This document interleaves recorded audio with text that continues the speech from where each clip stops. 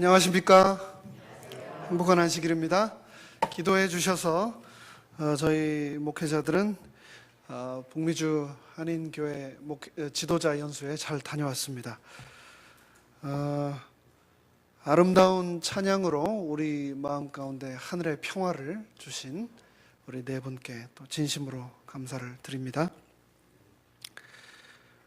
이곳 LA에는 참 여러 가지 대도시라서 큰 베네핏을 저희가 많이 받고 사는데요. 그 중에서 저희에게 굉장히 이 도전을 주며 동시에 큰 모델이 되는 여러 또 교회들이 있다는 것이 또 참 감사한 일입니다. 그 중에 최근 이곳 LA에 모자이크 교회, 모자이크 처치라고 하는 곳이 있는데 그곳을 담임하고 있는 어윈 맥나머스라고 하는 이 목사님은 미국을 이끌어갈 차세대 크리스찬 리더로 손꼽히는 분 중에 한 분입니다.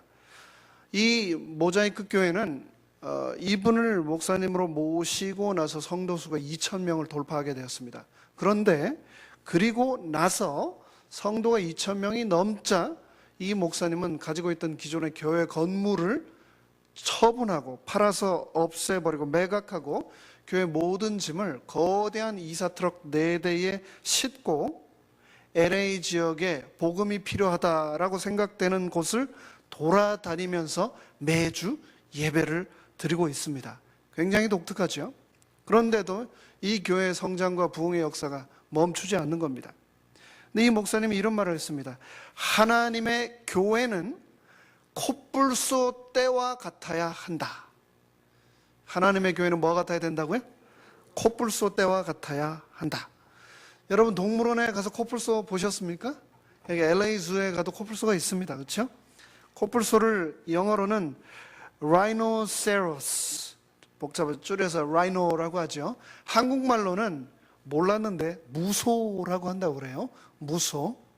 한때 한국에서 제일 잘 나가는 SUV 차가 쌍용에서 만든 무쏘라고 하는 차가 있었는데 같은 그건지는 잘 모르겠습니다. 어찌됐건 이 육상 생물로는 코끼리 다음으로 가장 큰 동물이 바로 이 코뿔소입니다.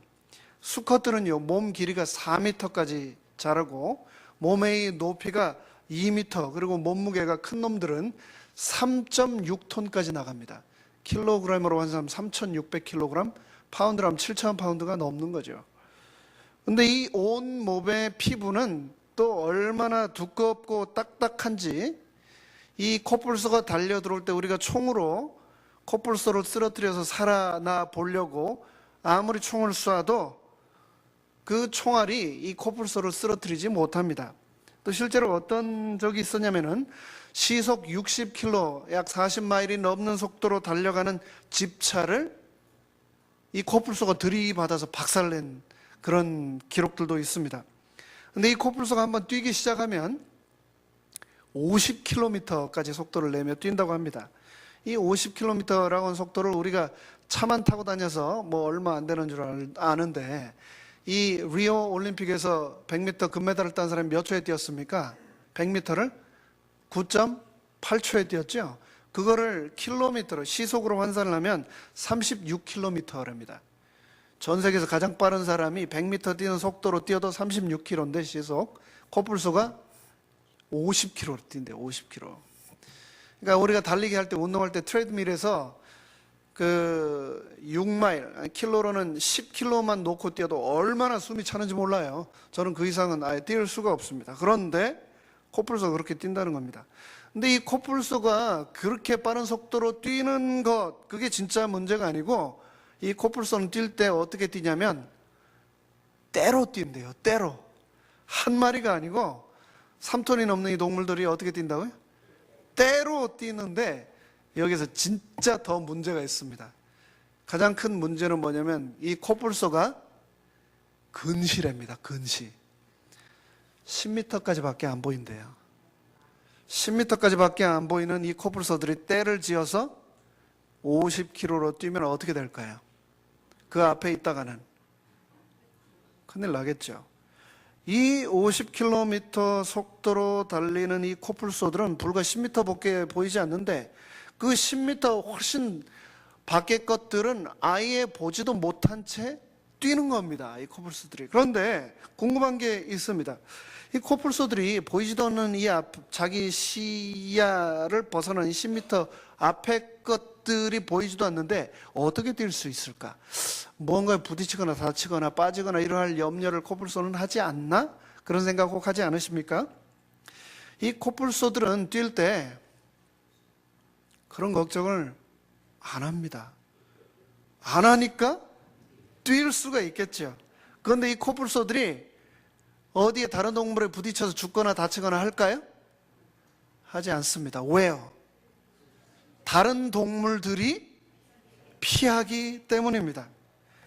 장애물 때문에 염려하는 게 아니고, 그냥 앞을 향해 달릴 때 장애물이 비켜나는 겁니다. 그래서 어쩌면 이 맥라모스 목사님이 그 얘기를 한 거가 아닌가도 모르겠습니다. 지치지 않는 열정, 피곤함을 모르는 패기로 걱정하지 말고 앞을 향해 달려나갈 때에 우리 앞에 있는 모든 장애물들이 우리를 비켜나갈 것이다 라고 얘기하고 있는 것 아닌가, 제가 생각을 좀 해보았습니다. 요즘 우리가 살아가는 이 시대의 가장 큰 특징 중에 하나는 뭐냐면은 불확실성입니다. uncertainty. 확실한 게 하나도 없어요. 한 달 앞이 어떻게 될지, 한 주 앞이 어떻게 될지, 당장 내일이 어떻게 될지 알 수 없는 것이 우리가 살아가는 이 세상입니다. 지난 지도자 연수에서 달라스에서 제가 한 분을 만났는데, 삼육대학이 이번에 그 한국에서 하는 대학 심사에서 4등급을 받았다고 그래요. 그러니까 1등급부터 쭉 있겠죠. 근데 4등급이면 뭐냐면 퇴출 직전 단계라고 그럽니다. 왜 그런가? 퇴출이 되면 어떻게 됩니까? 했더니 정부에서 들어오는 수백억의 자금이 당장 끊긴답니다. 그러니까 돈이 끊기면 어떻게 될까요? 문 닫는 거죠. 문 닫는 거죠. 그런데 4등급을 받은 이유가 무엇인가? 당장 1등급으로 올릴 수 있습니다. 그러더라고요. 4등급을 받은 결정적인 요인은 뭐냐면은 정원을 축소하지 않고 고집했기 때문에 4등급을 받았대요. 그러니까 바로 옆에 서울여대는 1등급 받았대요. 왜? 정원을 축소했으니까. 정원을 왜 축소하라고 이렇게 정부가 강하게 압력을 넣을까요? 앞으로 10년 안에 대학생이 지금보다 25%가 줄어든답니다. 벌써 초등학교들은 학교를 다 합치고 있어요. 왜요? 애들이 없어요, 애들이. 제가 한국에서 교회에 있을 때 저희 교회에 초등학생 아이가 아주 똘똘한 애가 있었습니다. 근데 그 아이가 벌써 대학을 졸업했어요. 군대를 마치고. 교육대학을 수석으로 졸업을 했습니다. 그런데 채용이 안 됐습니다. 왜 그럴까요? 학교에서 앞으로 학생이 줄어드니까 선생님을 아예 안 뽑는 겁니다. 수석 졸업을 했는데 선생님을 못하는 겁니다. 우리 사업장은 어떻습니까? 지난주에 뭐가 있었죠? 명절 중에? 추석이 있었죠? 그런데 여러분들 추석 이곳 LA에서 떡집도 많고 식당도 많으니까 송편이랑 맛있게 드시고 명절을 잘 보내셨는지 모르겠습니다. 그런데 바다에 둥둥 떠서 700여 명이 넘는 선원들이 육지에 배를 대지도 못한 채 전 세계 93척의 한진해운 소속 배들이 하역배를 대지 못해서 항구에 접안하지 못하고 바다에 둥둥 떠서 보름달을 맞이했습니다. 지금도 어떻게 될지 몰라요. 그 사람들은 배가 언제 닿을지, 언제 다시 돌아가게 될지 한진해운도 모르고 대한민국 정부도 모르고 아무도 모르는 겁니다. 불확실한 우리의 미래가 이렇게 망망대해 떠있는 이 선원들 같지 않습니까? 이 우리 교회 미래는 어떻습니까? 제가 몇 주 전에 피닉스 애리조나에서 저희 연합회 퍼시픽 유니언 컨퍼런스 총회에 다녀왔는데 북미 지회에서 오신 대표가 현황을 보고를 하셨습니다. 그런데 10년 안에 지금 현재 있는 목사님이 2,000명이 은퇴를 한답니다. 근데 이 2,000명이 엄청난 숫자입니다. 수급 방법이 없습니다. 10년에 2,000명이 한 해 200명씩 보충을 해야 되는데 그렇게 세미나리 공부 안 해요, 요즘은. 그것뿐만이 아니라 한인 2세 우리 영어 목사님 수급 못해서 지금 애먹고 있지 않습니까? 그런데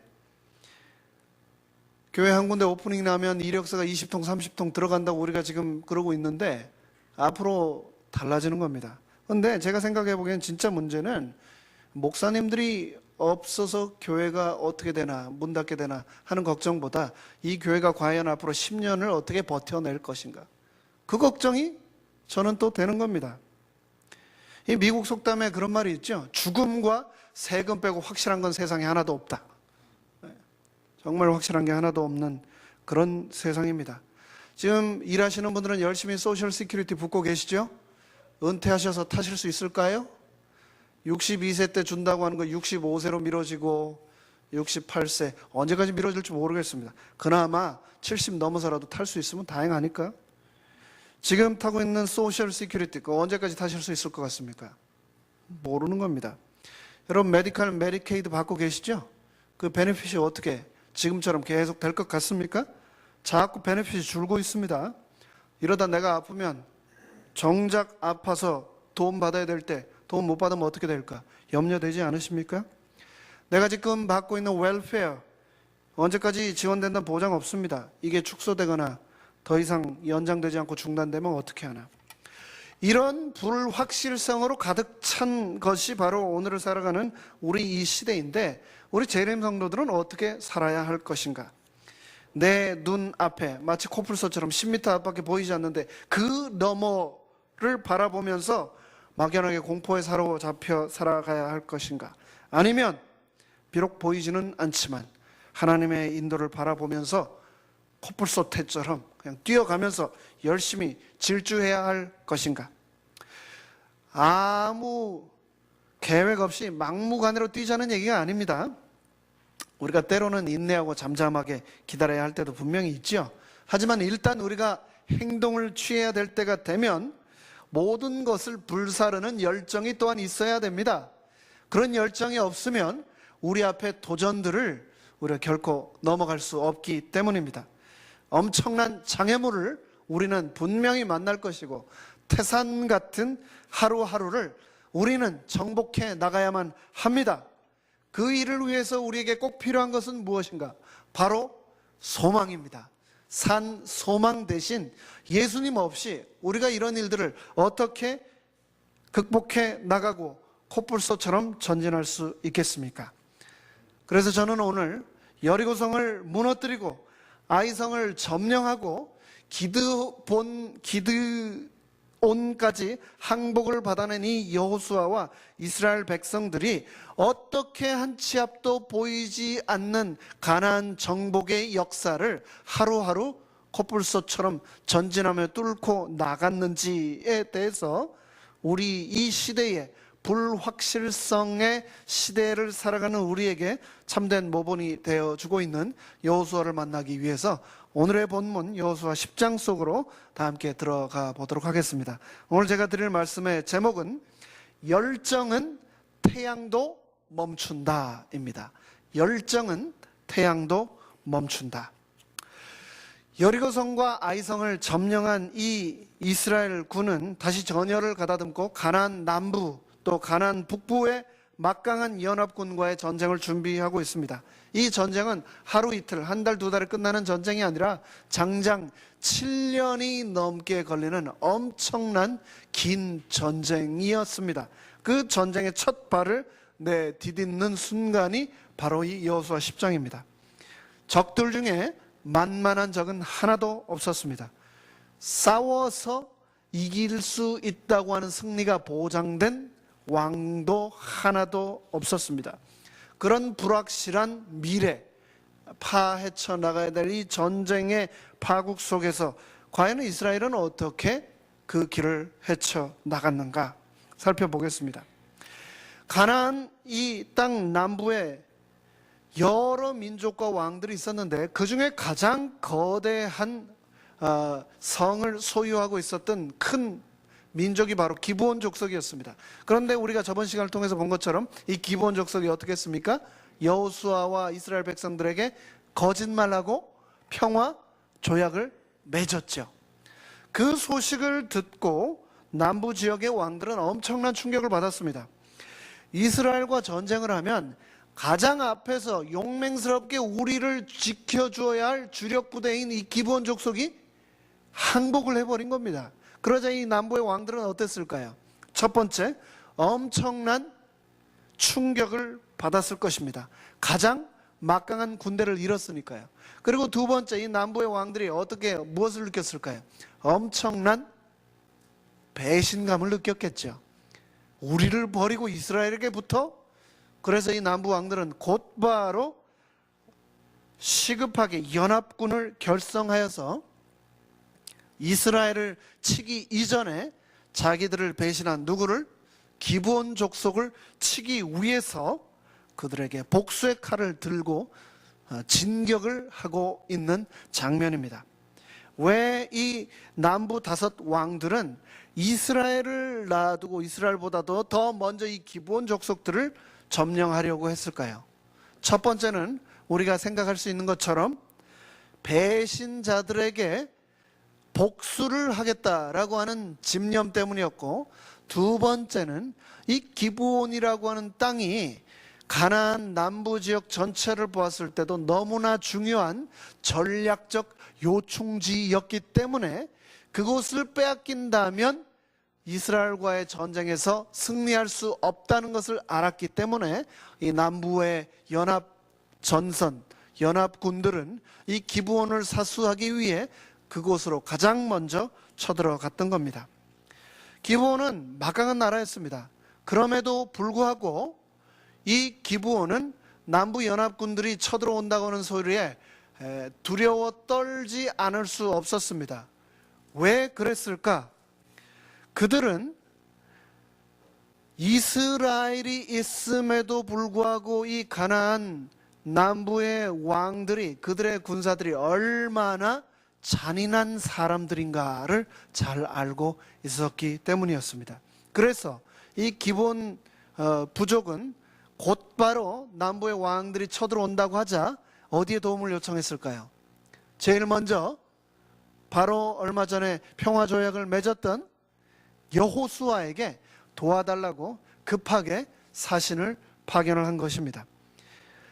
여호수아가 거짓말로 속아서 평화조약을 맺었던 이 기브온 족속들이 평화조약을 맺은 것도 억울한데 평화조약을 맺자마자 사신을 보내서 뭐라고 얘기를 하는 겁니까 지금?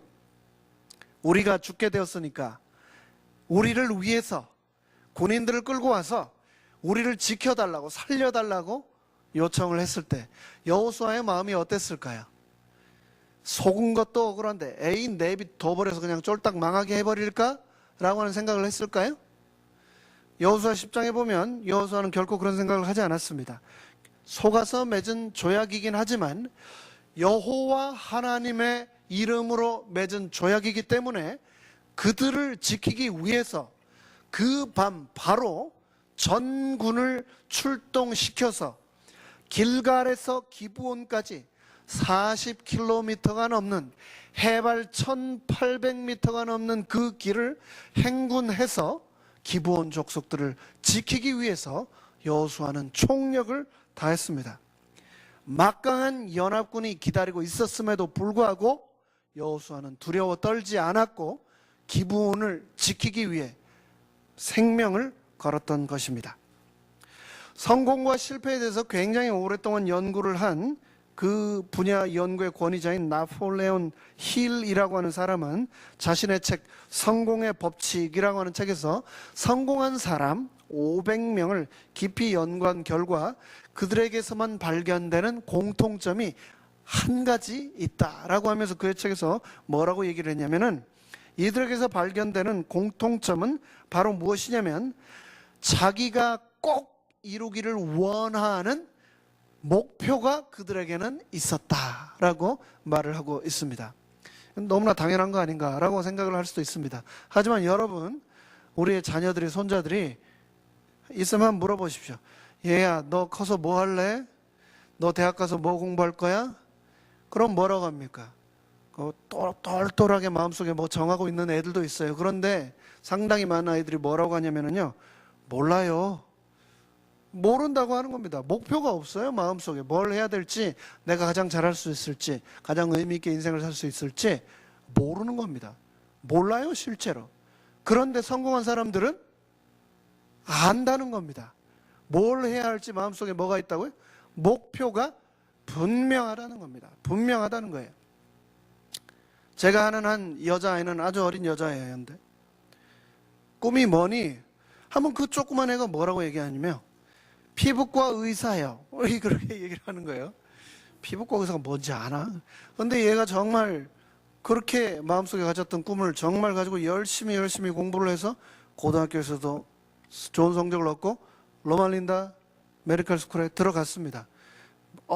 피부과 의사 되겠네? 했는데 피부과 의사 되는 게 쉽습니까? 메디컬 스쿨에서 공부 탑으로 하지 않으면 되게 어려워요. 거기에서 다 끝내고 그 전문의 과정 피부과 들어가는데 몇 번 좌절을 하고 고배를 마셨음에도 불구하고 포기하지 않고 피부과 의사 돼 있습니다. 지금 목표가 분명한 사람은 성공한다는 겁니다. 목표가 있어야 돼요. 목표가. 여러분들은 가슴속에 어떤 목표를 갖고 지금 살아가고 계십니까? 뭐죠? 9988 뭐 그런 거 있죠. 99세까지 안 아프다, 양로원 안 거치고 로즈힐 가는 그런 목표 말고 무슨 목표를 가지고 살아 계시냐고요. 그런 거 말고 좀 다른 목표가 있어야 되지 않겠습니까? 우리 나성중앙교회는 어떤 목표를 바라보고 가는 교회인가? 우리의 목표에 대해서 분명하게 우리의 생각이 서 있어야 되지 않겠습니까? 이 성공한 사람들은 그 목표를 가지고 그 다음 그 목표를 실제적으로 드라이브를 걸어주는 게 있었는데 그게 무엇이냐면 바로 열정입니다. 열정. 성공한 사람들은 하나같이 마음속에 뭐가 있는 사람이었다고요? 열정이 있는 사람이었다라고 책에서 말하고 있는데 이것도 너무나 당연하죠. 아이고 그냥 될 대로 되라지요 하는 사람이 성공하겠습니까? 아닙니다. 열정이 막 뜨거움이 있어야 성공을 하죠. 당연한 겁니다. 나 자신과 목표 사이에 그 무엇도 가로막는 것이 없도록 뜨거운 열정으로 길을 늘 닦고 있는 사람이 성공을 하는 겁니다. 하나님이 우리와 함께 하실 때에 그 목표와 열정을 우리에게 주신다라고 하는 그 내용이 바로 오늘 여호수아 10장에 있습니다. 제가 8절로 9절, 여호수아 10장 8절의 말씀을 읽어드리겠습니다. 그때에 여호와께서 여호수아에게 이르시되 그들을 두려워하지 말라. 내가 그들을 너의 손에 넘겨주었으니 그들 중에서 한 사람도 너를 당할 자가 없으리라 라고 했습니다. 하나님께서 뭐라고 하셨냐면 그들을 두려워하지 말라. 내가 그들을 너의 손에 어떻게 했다고요? 넘겨주었다. 개역 개정판은 그렇게 얘기를 하고 있습니다. 근데 개역 한글판은 뭐라고 얘기를 하고 있냐면 내 손에 붙여놓으니 라고 얘기를 하고 있습니다. 하나님께서 가나안 이 민족 공동체를, 이 동맹군들을 어떻게 했다고요? 여호수아의 손에 딱 붙여주셨다고요. 붙여주셨다고. 도망치지 못하게 내 손아귀 안에 넣어주셨다라고 얘기를 하고 계신 겁니다. 그러면 우리가 성공할 수밖에 없겠죠. 여호수아의 손아귀 안에 적군들을 다 하나님이 붙여주셨는데 전쟁에서 질 수가 있겠습니까? 하나님이 그런 약속을 주신 겁니다. 그러면서 여기서 뭐라고 얘기를 하고 있냐면은 여기에서 등장한 단어 중에 하나가 뭐냐면 바로 열정입니다. 열정. 하나님께서 너에게 너를 당할 자가 아무도 없도록 너의 마음속에 열정을 주셨다라고 얘기를 하시는데 이 열정이라고 하는 말이 어떤 뜻인가? 헬라어로 이 열정을요 엔투시아스모스, 엔투시아모스라고 합니다. 그런데 이거를 단어를 나누어 보면 n이라고 붙어있는 말은 영어 단어의 in입니다. in. 그러니까 아내라고 하는 말이고 테오스라고 하는 말이 뒤에 붙는데 테오스가 뭡니까? 갓을 테오스라고 그런다고요. 하나님. 그러면은 하나님 안에 거할 때 하나님 안에 우리가 머물기만 하면 하나님 때문에 우리 안에 뭐가 생긴다고요? 목표가 생기는 겁니다. 목표. 하나님 때문에 우리 인생에 목표가 생기는 겁니다.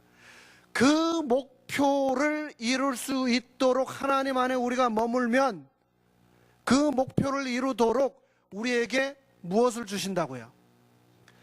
열정을 주신다. 그 말이 바로 enthusiasmos, 영어로 enthusiasm, 열정이 되는 겁니다. 열정을 위해서 꼭 필요한 것 바로 하나님입니다. 하나님. 여호수아 안에 하나님이 계셨습니다. 그 앞에 수많은 적들이 있었지만 여호수아는 두려워하지 않았습니다. 왜냐하면 여호수아는 누구와 함께 있었기 때문에요? 하나님과 함께 있었기 때문이었습니다.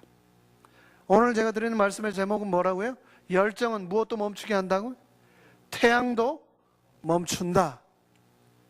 성경에 수많은 기적들이 있는데 그 수많은 기적 중에 최고의 기적을 꼽으라면 저는 이 여호수아 10장의 기적을 꼽겠습니다. 죽은 사람이 일어나고 아픈 사람 다리가 그냥 축 펴지기도 하고 그런 기적도 있죠. 그런데 여호수아 10장의 기적은 장장 무슨 기적입니까? 태양이 하루 동안 멈춰 있는 기적입니다. 제가 어제 달라스에서 LAX로 비행기를 타고 왔습니다. 제일 싫어하는 거 비행기인데요.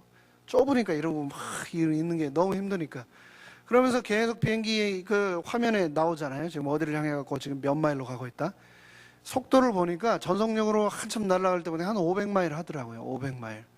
근데 이 지구가 자전하는 속도가 몇 마일인지 아십니까? 1040마일이에요. 1040마일.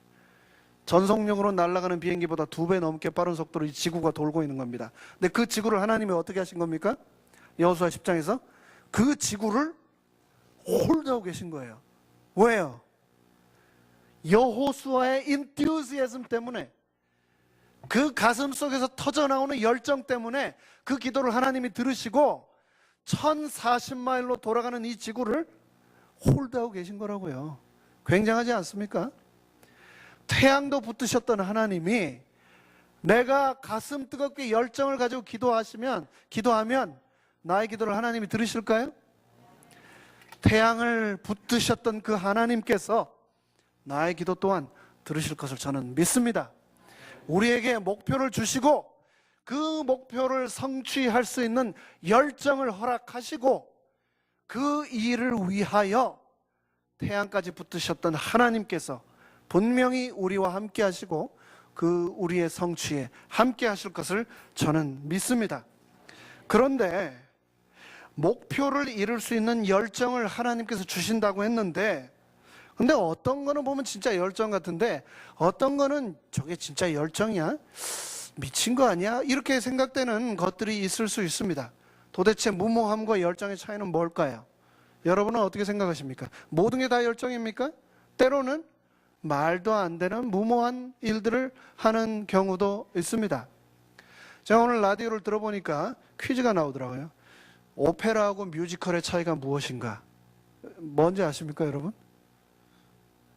굉장히 긴 설명이 있었는데 발성법의 차이다, 오페라는 가수라고 뮤지컬은 배우라고 한다, 여러 답들이 있었는데 정답은 좀 시시했습니다. 그 마이크를 사용하는가 안 하는가 차이라고 그래요. 오페라는 진짜 가수들이기 때문에 마이크 사용 안 하고 뮤지컬은 사용한다는 겁니다. 무모한 거하고 진짜 믿음하고 뭐가 차이가 납니까? 열정에 있어서. 가끔 뉴스에 보면 요즘 미국 아이들은 제일 우상이 배트맨 같아요. 배트맨. 저희 4살짜리 애도 학교 갔다 와서 교복만 벗으면 배트맨 그 옷만 입어요. 다른 옷 하나도 안 입어요. 그래서 배트맨 옷을 한 몇 장 사야 되나 지금 걱정을 하고 있는데, 그거 만화 영화 보는 아이들이 어떤 경우가 있냐면 가끔 뛰어내려요. 막 유리창에서, 막 2층 난간에서. 그거 열정입니까? 열정 아닙니다. 그렇죠? 무모한 거하고 진짜 믿음하고의 차이는 무엇인가? 그 마이크 사용하고 안 하고 그 차이가 아니고요. 무모한 거하고 진짜 열정, 진짜 믿음과의 차이는 뭘까요? 그렇습니다. 하나님의 약속. 약속이 있으면 그게 진짜 열정이 되는 겁니다. 그런데 약속이 없으면 그거는 무모함이 되는 거죠. 2층에서 배트맨 가운 뒤에 입고 뛰어내리면 그거 누가 받아준다고 약속했습니까? 무모한 거죠. 하지만 하나님께서는 말씀을 통해서 우리에게 뭐라고 하셨습니까? 여호수아 10장 8절에서 두려워하지 말라. 내가 그들을 너의 손에 어떻게 했다고요? 붙여주셨다고요.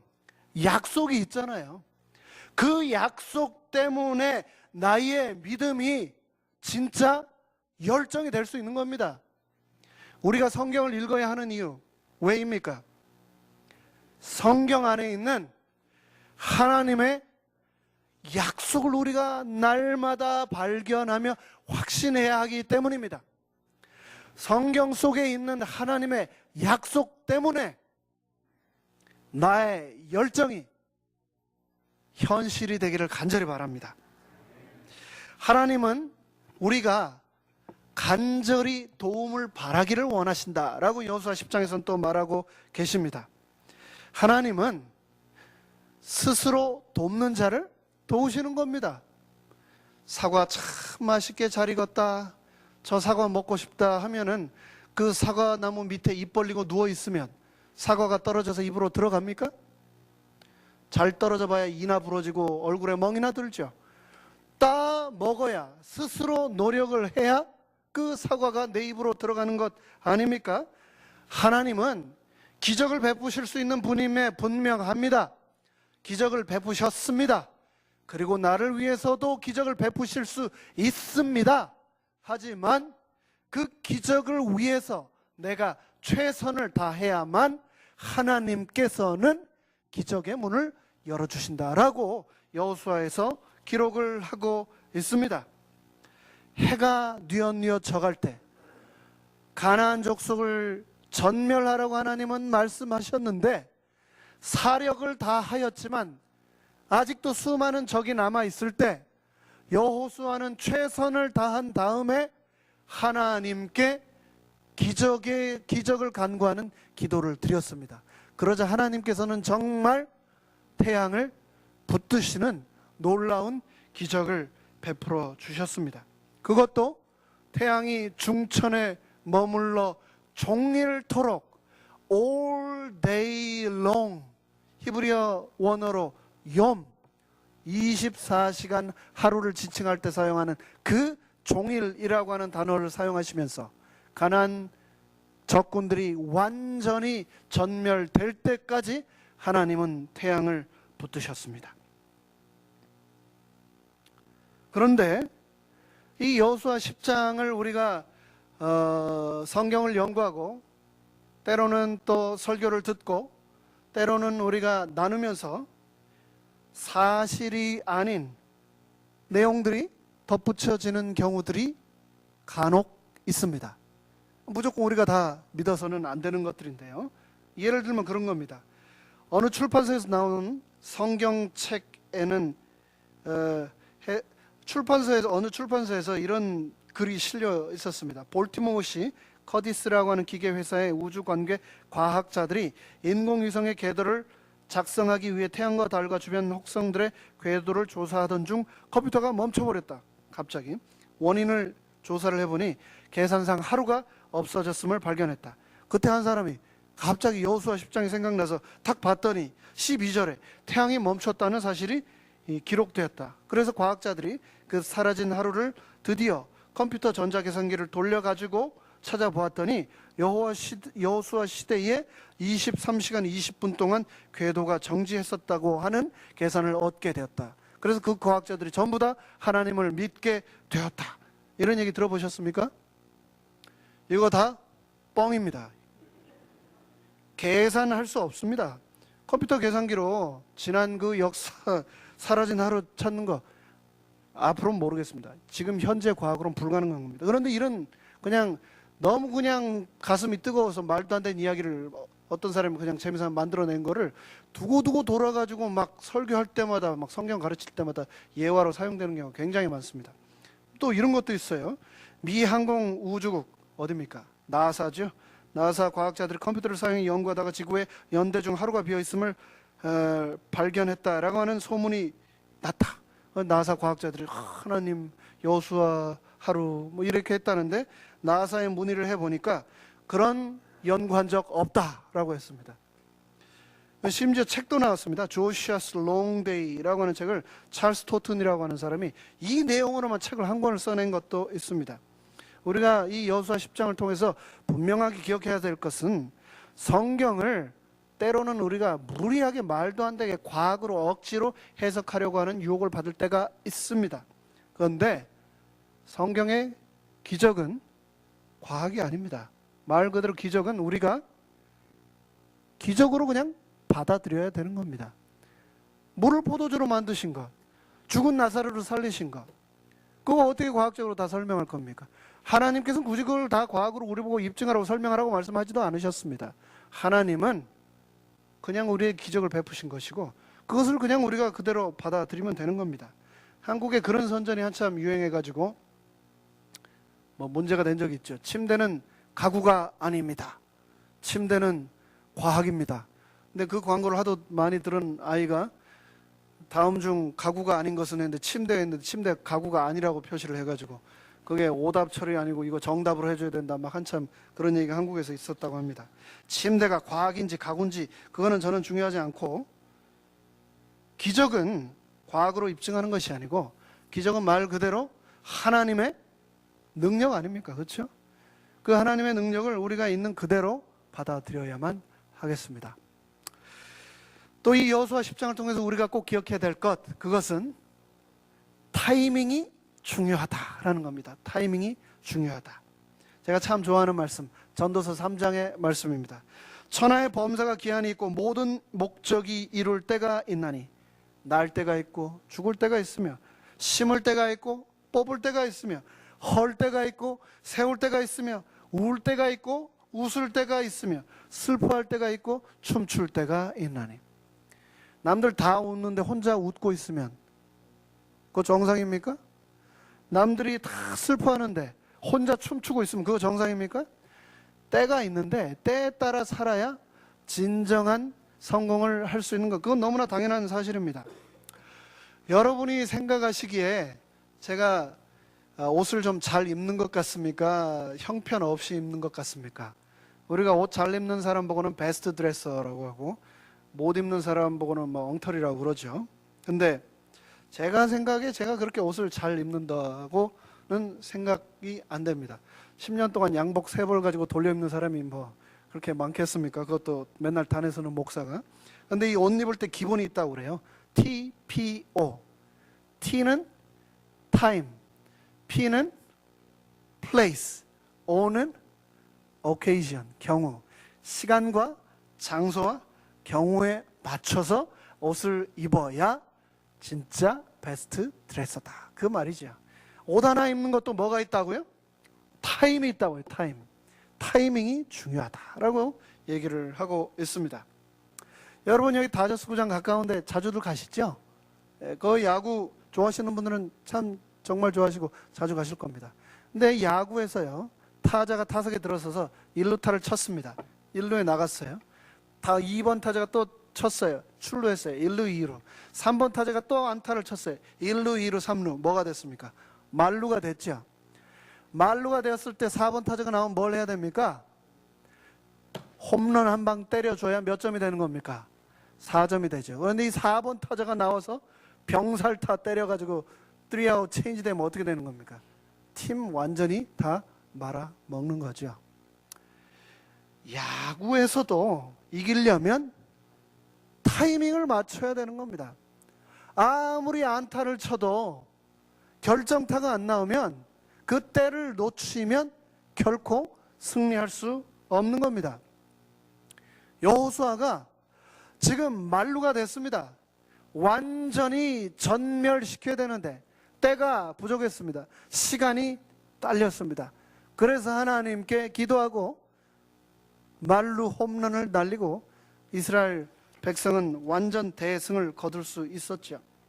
우리가 인생에 살다 보면 실패를 디딤돌 삼아서 거울 삼아 성공하는 경우 있습니다. 하지만 대부분 성공이라고 하는 것은 작은 성공을 계속 계단으로 삼아 더 큰 성공, 더 큰 성공 해서 진정한 성공을 이루어 나가는 경우가 대부분입니다.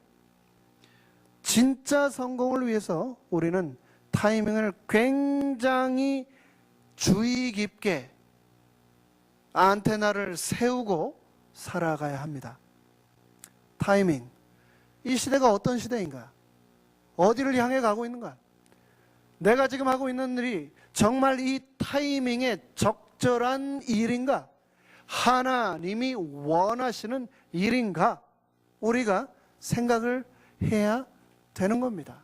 여호수아처럼 말입니다. 그 타이밍을 놓쳐서는 결코 우리가 승리할 수 없습니다. 여러분, 동물 중에 제일 빠른 동물이 어떤 동물이죠? 치타. 정말 빠르죠. 순식간에. 근데 그 치타에게 잡아먹히지 않으려고 수많은 초식 동물들이 뛰어다닙니다. 근데 치타가 태어나면서부터 전부 다 사냥꾼으로는 태어나지 않습니다. 경험을 통해, 실패를 통해서 사냥 잘하는 진짜 치타가 되는 거죠. 그런데 사냥을 잘하는 치타하고 사냥을 잘 못하는 어리숙한 치타하고 뭐가 틀릴까요? 치타가 먹잇감을 하나 정하고 뛰기 시작하면 뛰어가다 보면 자기가 정한 놈보다 더 늦게 뛰는 놈이 옆에 뛸까요? 안 뛸까요? 뛰겠죠. 자기가 정해놓은 놈보다 뛰어가다 보면 더 살찐 놈이 있을까요? 없을까요? 옆에 더 살찐 놈이 띠뚱띠뚱 가고 있을 수도 있겠죠.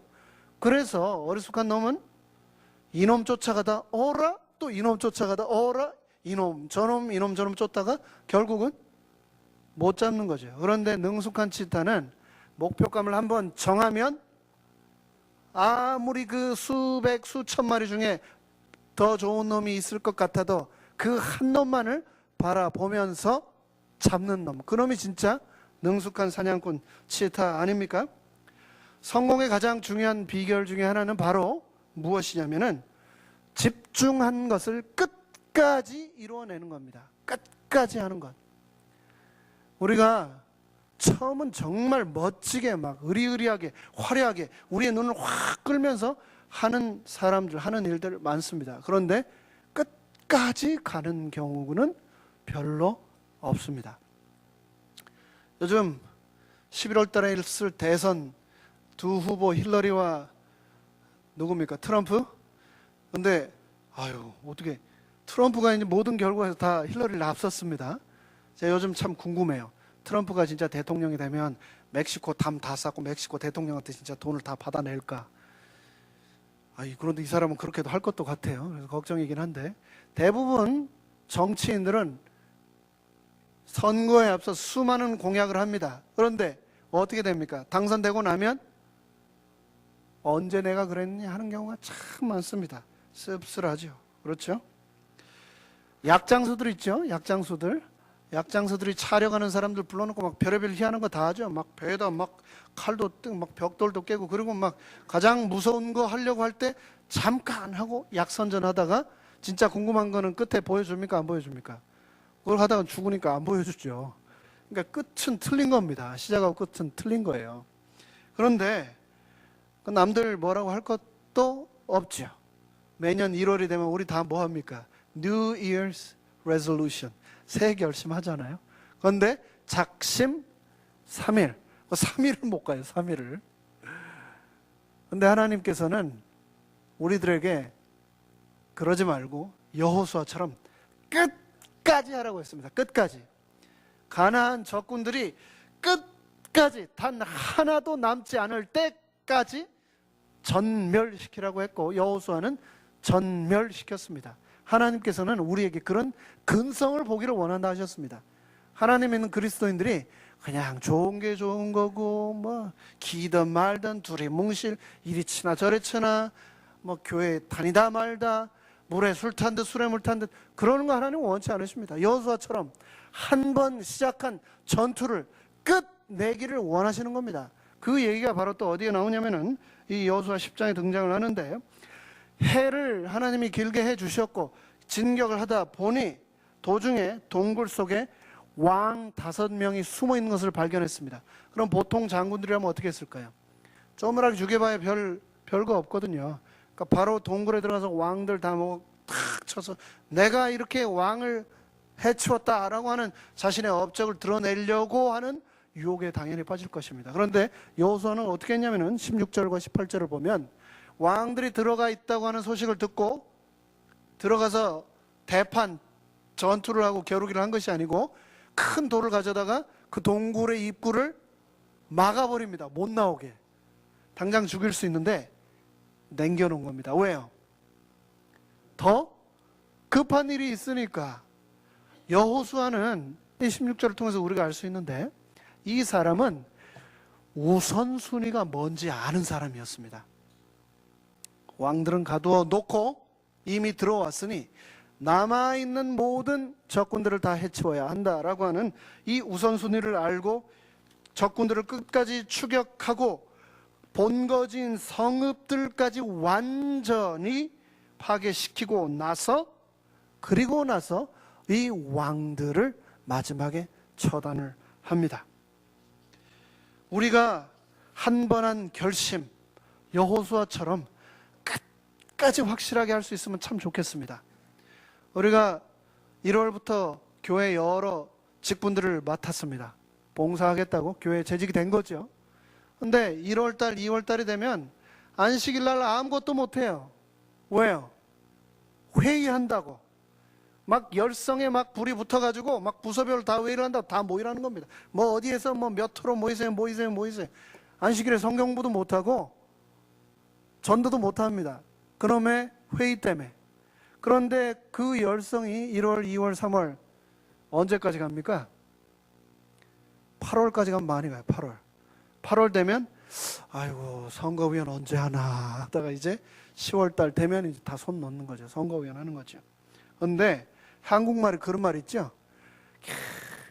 끝내준다. 그 말 있죠. 어떻게 그렇게 한국말이 딱 들어맞는지 모르겠어요. 끝내준다. 진짜 최고라는 뜻 아닙니까? 근데 이 끝내준다는 말은 끝까지 잘해야 진짜 끝내준다는 말이 그런 말입니다. 끝까지 충성을 다해야 진짜 끝내주는 겁니다. 하나님께. 여호수아가 끝을 내주었던 것처럼 우리도 어차피 하나님 믿는 거 좀 신앙할 때 어떻게 해야 될까요? 끝내주게 좀 해야 되지 않겠습니까? 네.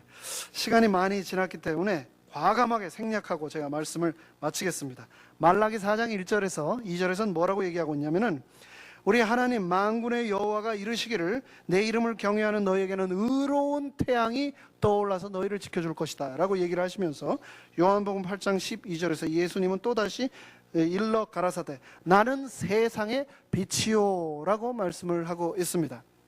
말씀을 압축해 보겠습니다. 의로운 해, 세상의 빛, the light of the world, 이 세상의 빛으로 누가 오셨습니까? 예수님이 오셨죠. 예수님. 여호수아의 열정이 태양을 멈추었던 것처럼 우리 하나님 아버지의 열정이 의로운 태양이었던 예수님을 십자가의 길로 오르게 하셨습니다. 그분의 보혈이 우리 인생을 변화시키셨고 내 삶의 기적의 씨앗이 되셨습니다.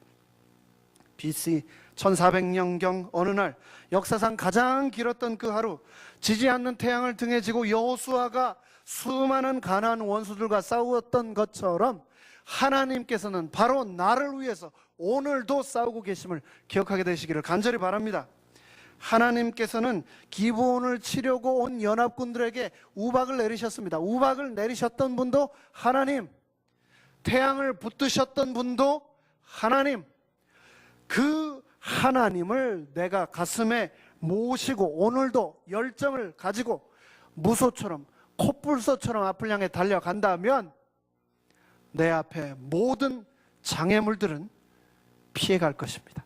하나님께서 그런 장애에 부딪힐 때마다 여호수아에게 베푸셨던 그 기적을 나에게도 베푸실 것입니다. 열정을 가지고 믿음으로 하나님의 기적을 맛보며 살아가게 되시기를 간절히 바라면서 말씀을 마치겠습니다.